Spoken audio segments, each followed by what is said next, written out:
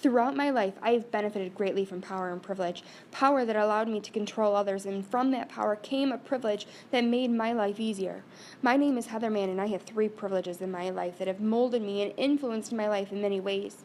I have socioeconomic privilege, white privilege, and Christian privilege. Many times in my childhood, friends would comment to me that I was spoiled. I grew up privileged in a middle-class family that never went without. I could join extracurricular activities without it being a concern. My parents could take my siblings and I, all 6 of us, to restaurants, movies, and concerts.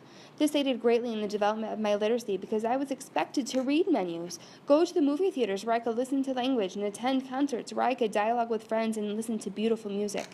We had access to up-to-date technology, allowing us to read through ebooks, search the internet, and familiarize ourselves with upcoming resources.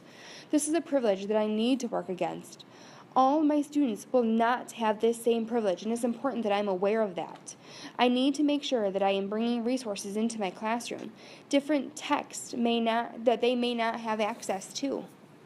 In my world, my own inner circle of family, friends, and community, including the school which I attended, I was immersed in white culture. The children's books I would read would be filled with white characters. The cartoons and Disney movies that came to love always had white characters. This influenced my literary development in a major way.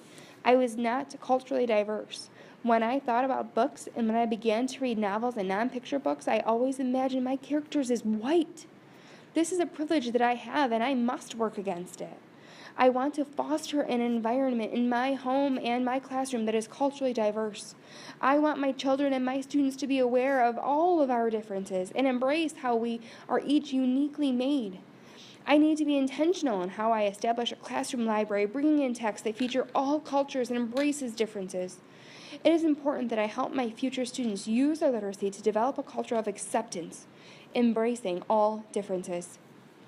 Lastly, I have Christian privilege. I am a Christian. I was immersed in a public school that adhered to my Christian beliefs.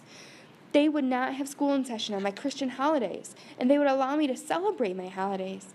My literacy development was aided greatly in this privilege.